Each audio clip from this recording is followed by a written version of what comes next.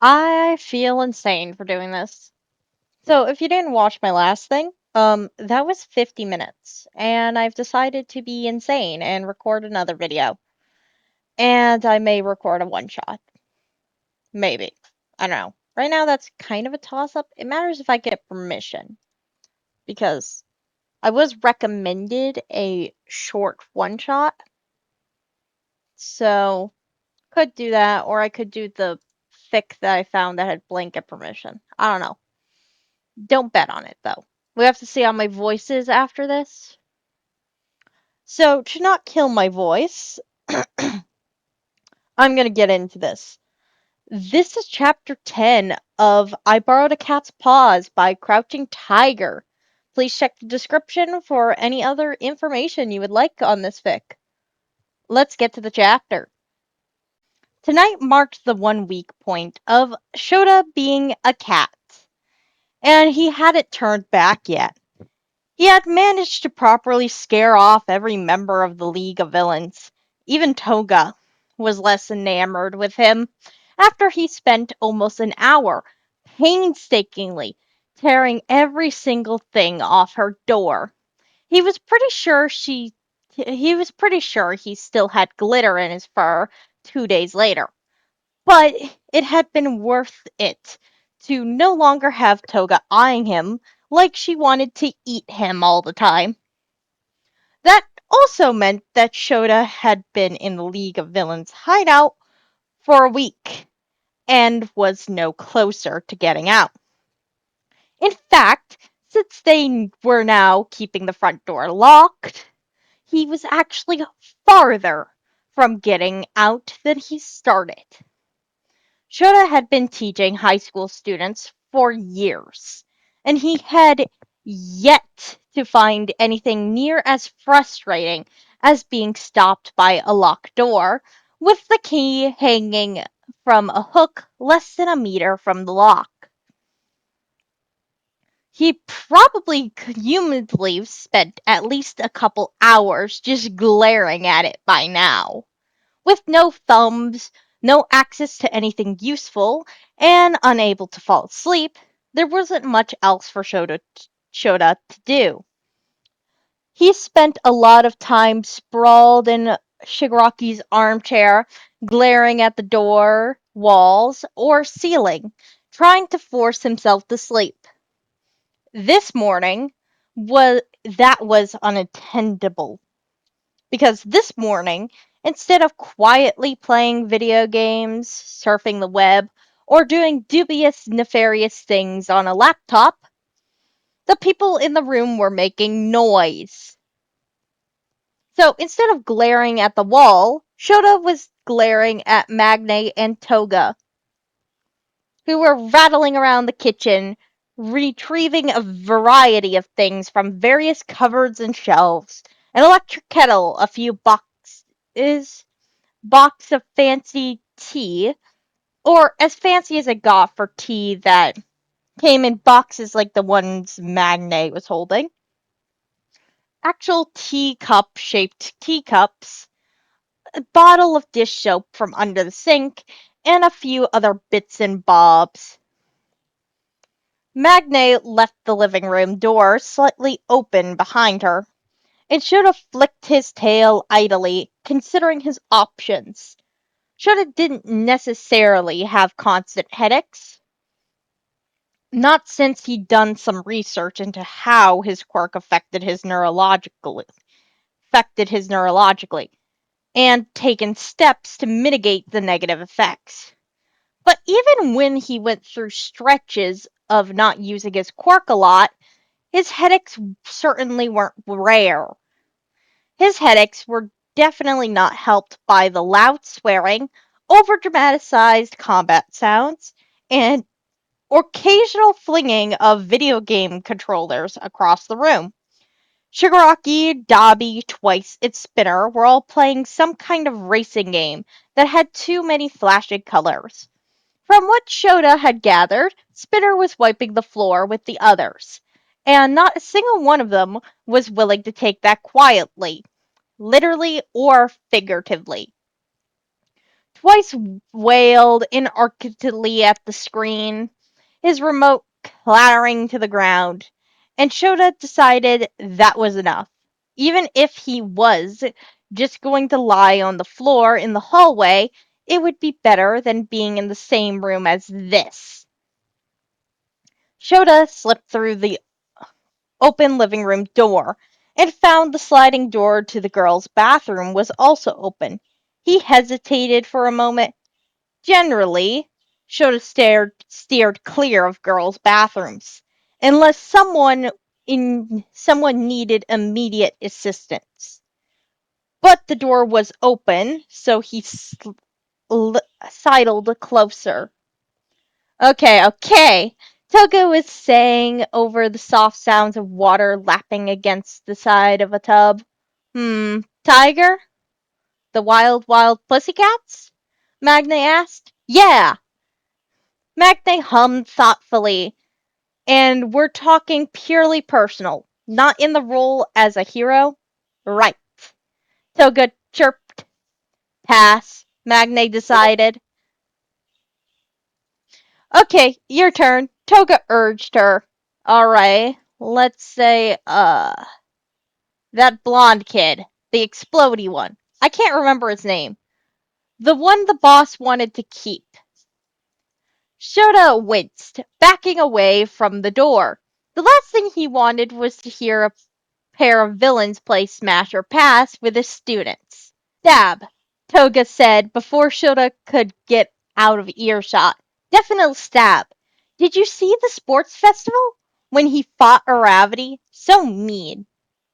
Did she say stab? My turn again, Toga said. On the subject of Class A1, what do you think of Aravity? There was a creak and rustle of fabric, and a short pause before Magne answered. I don't have anything against her personally. Pass, I guess.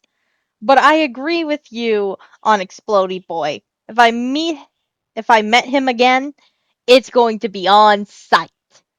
I'll definitely stab Aravity, Toga said dreamily. She looks so cute, covered in blood. I guess I could keep the A1 trend, Magne said, but I don't really know any of the students. Thoughts on Eraserhead? Shota almost jumped out of his fur. It was far too late to back out now. He had to hear the answer to this, and he wasn't sure which one he preferred. Oh, that's hard, Toga said. He's too old to be cute, but Shigaraki said there was a puddle of blood when the Nomu got Eraserhead. Isn't that great? Shota's skin was crawling, phantom twinges prickling in his arms. If you say so. Magne hummed, and the water sloshed loudly. Shota had heard enough. The door to the other bathroom was hanging slightly open. Shota was going to take a nap on the bath mat and try to forget everything he heard and seen in the past week.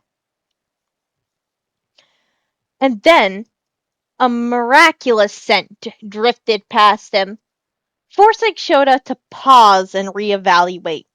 Over the powerful scent of artificial lavender, it smelled like hot asphalt under the summer sun, with just the faintest trace of this unbaked dumpster. The scent was coming from the girls' bathroom.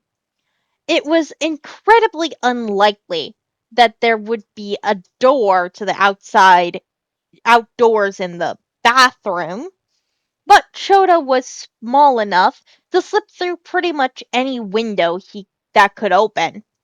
With great reluctance, Shota stuck his head around the bathroom door. Magda and Toga were both sitting on stools right next to the bathtub, with their feet in the tub. There was a teacup set on the rim of the bathtub, along with the bottle of dish soap, the electric kettle, and a few bottles of nail polish. Shota couldn't see exactly what the two girls were holding from his perspective, but he was pretty sure Toga had a nail polish brush and Magne was cradling the other teacup.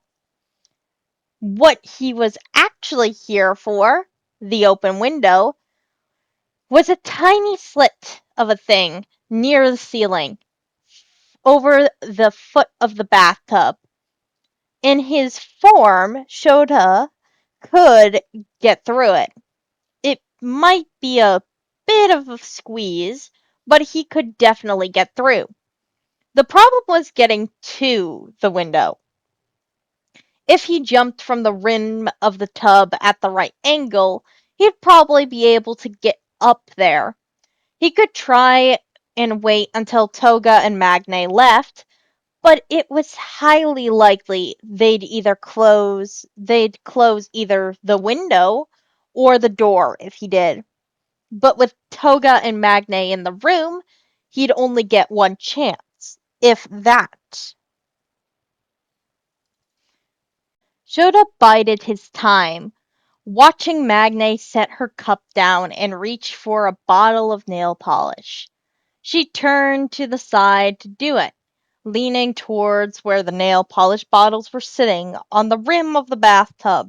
At the same time, Toga reached for her own teacup on the other side of the tub. With two of them leaning away from each other, it left a perfect gap for Shota to jump through. He did just that.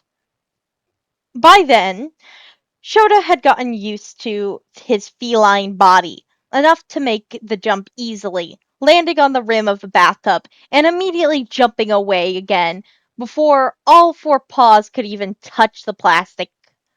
Again, leaping almost straight up from the far edge, and Shota knocked something into the tub behind him and scraped his ear on the edge of the open window, but he managed to hook his paw over the sill. Shota clung to the window-sill with all his strength, scrambling at the wall with his back paws, trying to grip the slippery, steam-slicked paint. Magna yelped, and there was a sharp clatter of something hitting the floor. Water sloshing and more clatters. Sloshing and more clatters. Shota scrambled at the wall harder, trying to pull himself up. He knew that as a human, he had the upper strength to get over a ledge like this with just a good grip. But either the strength didn't translate properly to a cat form, or his muscles were positioned in different places that made it not as helpful. Either way, Shota struggled on the windowsill for just a moment too long. Only a second after he got his claws to catch on the wall, his hindquarters were tugged abruptly back. He was glowing again. Shota realized that as he desperately clung to the windowsill, for all he was worth, glowing blue with magnetism. His grip wasn't at the right angle to resist the backwards force of the magnetism, and Shota's claws slipped off the metal windowsill with a sound like nails scraping across a chalkboard. He flew backwards less than a meter before the magnetism cut off, and Shota dropped unceremoniously into the half-full bathtub. The water wasn't deep, but Shota had been dropped from almost a meter up, and the surface was thick with frothy bubbles. While Shota spluttered and flailed, trying to keep his head above the layer of bubbles, Shota Magne sloshed past him and shoved the window shut, tugging the latch closed. Shota managed to find his footing in the tub and spat angrily, trying to get the soap out of his mouth. The bubbles smelled painfully strongly of artificial lavender, so much that it would probably make his eyes water if it weren't for his chronic dry eye. Shota waded through the side to the side of the tub, clawing his way up onto the rim. You want a towel? Toga asked, pulling a rough-looking towel from under the sink. It was telling that she didn't step towards him. Just held the towel and eyed him cautiously. Shota was proud of what he managed to accomplish after only a week of living with the League. Even Toga, the least concerned for her own health and most predisposed to fanaticism, was wary of bothering him. Shota glanced at the towel, flicked an ear at the swell of furious shouting coming from the living room, and promptly bolted for the door. He was positively dripping wet, his fur completely soaked through, and the short sprint from the bathroom to the living room did little to change that. What did change that was when Shota jumped up onto the coffee table, stopped in the middle of the surface, and shook himself hard. The room erupted into shrieks, villains squawking and sputtering and swearing at him. I hate that stupid cat! Spinner screeched, and Dobby only growled in furious agreement. Shota jumped down from the coffee table and trotted into the bathroom, where Toga was still holding up her towel. You causing chaos again? Toga giggled, kneeling down to towel Shota off. Shota permitted it, although he shot a furious look at Magne as she stepped out of the bathtub. If she hadn't dropped him into the tub, he wouldn't have been wet in the first place. Once he was mostly dry, Toga wriggled out of Toga's towel and slipped out of the bathroom. There wasn't anything useful in the bathroom anymore, and the scent of artificial lavender was getting to be too much for him. The chaos of his initial complimentary shower had subsided, leaving only grumbling in its wake. Spinner had obtained a wet rag and was wiping bubbles off everything, while twice dried off things that couldn't safely air dry. Shota didn't dare get too near Shigaraki. He looked downright murderous, and Shota suspected it had more than a little to do with the high-tech gaming console Shota had sprayed with water and soap. So he retreated under the love seat instead of braving Shigaraki's recliner. It would take longer for his fur to dry while he was huddled under the love seat, but Shota didn't particularly care. It was darker, quieter, and much more secure underneath a large piece of furniture, and it was close as he could get to being safe. A little voice in his head that sounded suspiciously like Hizashi whispered that if he stopped trying so hard to antagonize the League, he wouldn't need to take safety in hiding under the furniture. Shota told the imaginary Hizashi to shut up, even on a good day. A good day when he was a human in his own home. Shota struggled to sleep in the open. There was no way he was managing it in the middle of the entire League of Villains. Hey guys! That was Toga's voice, and Shota squirmed to the edge of the love seat to peer out into the room. Toga was standing in the doorway, her arms full of things she and Magne had taken from the kitchen. Our spa day is mostly over now, but we're moving nail painting to the kitchen. Does anyone else want their nails done? There was a beat of silence. Then Dobby asked, You got anything other than red? Toga set her armful of stuff on the table and dug through it.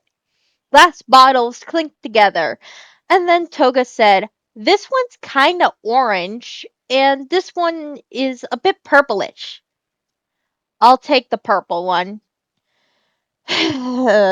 Dobby sighed and slumped into a seat at the table. Shota flicked his tail idly, watching Toga paint Dobby's hand nails.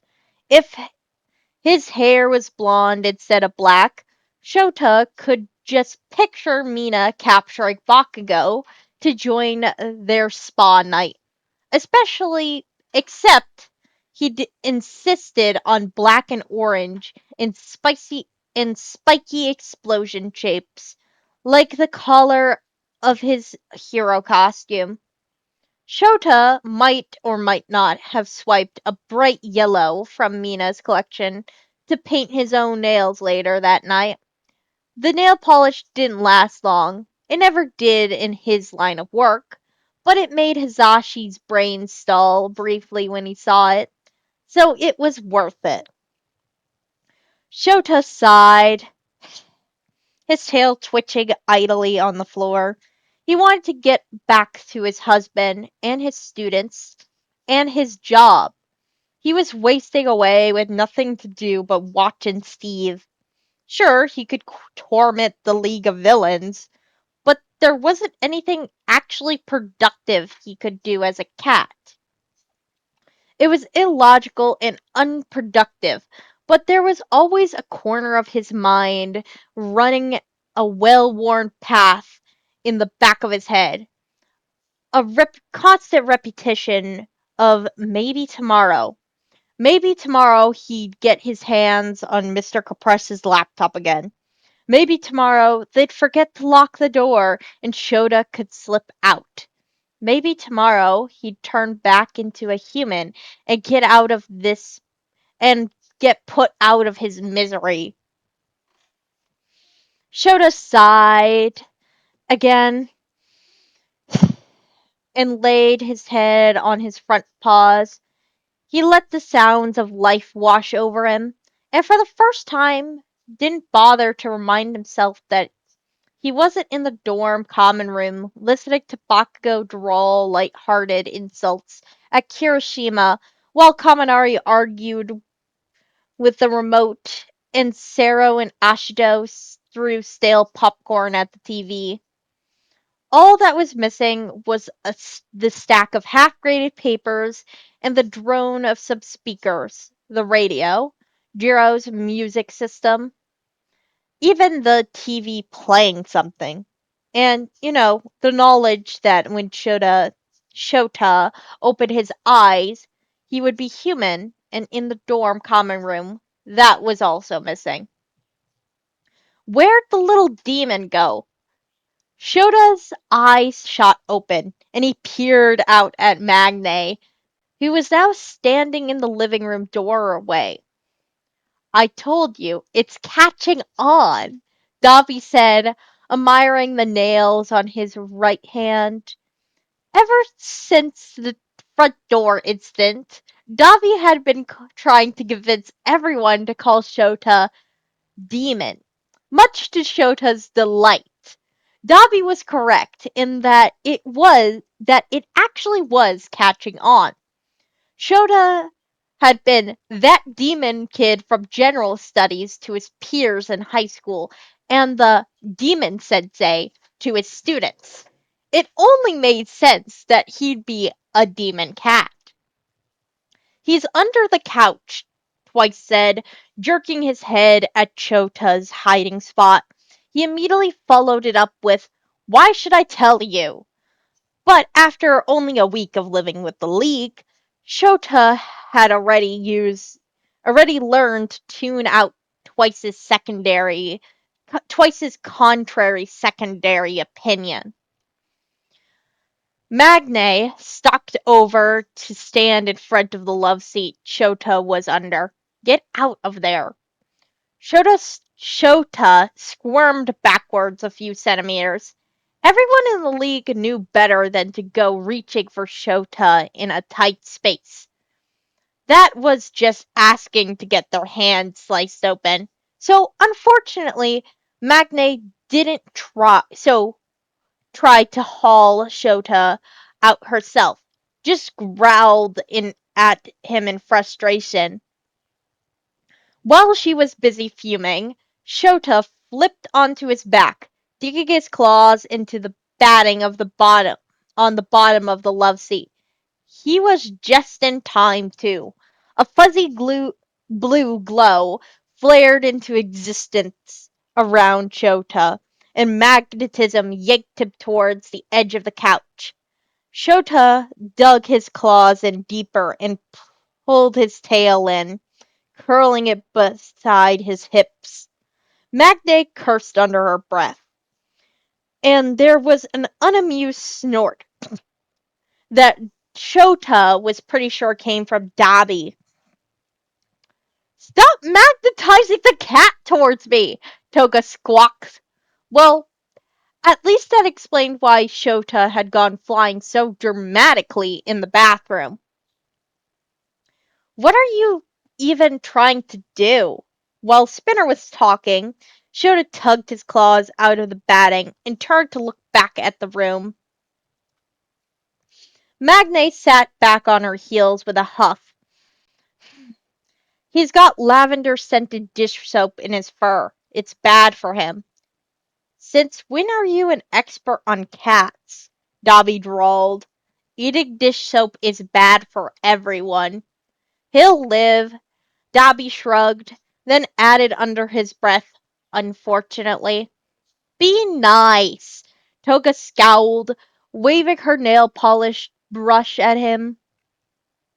"Well, I'm certainly not going to hose him off if he doesn't want it," Magne grumbled, shooting a sharp glare at Shota.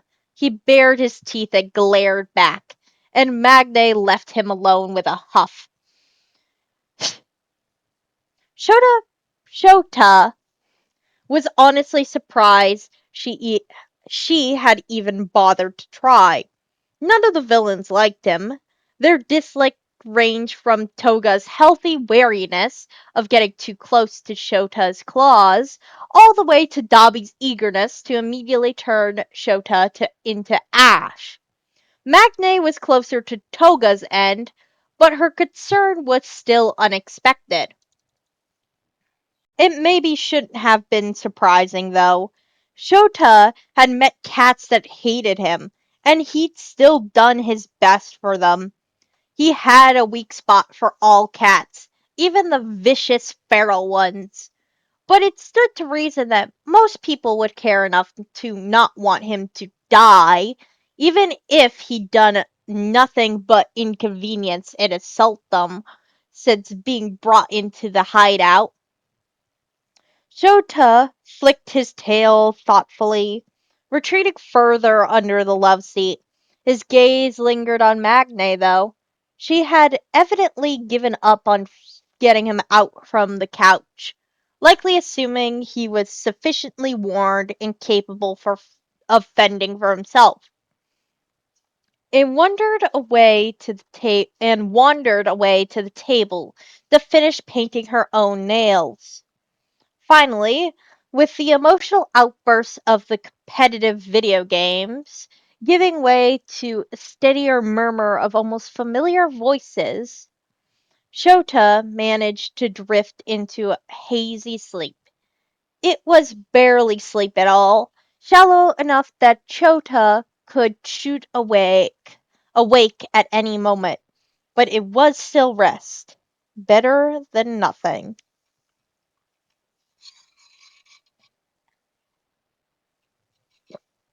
Did I record this because I'm very excited for the next chapter? Yes. Also, I am reading requests that people do send in.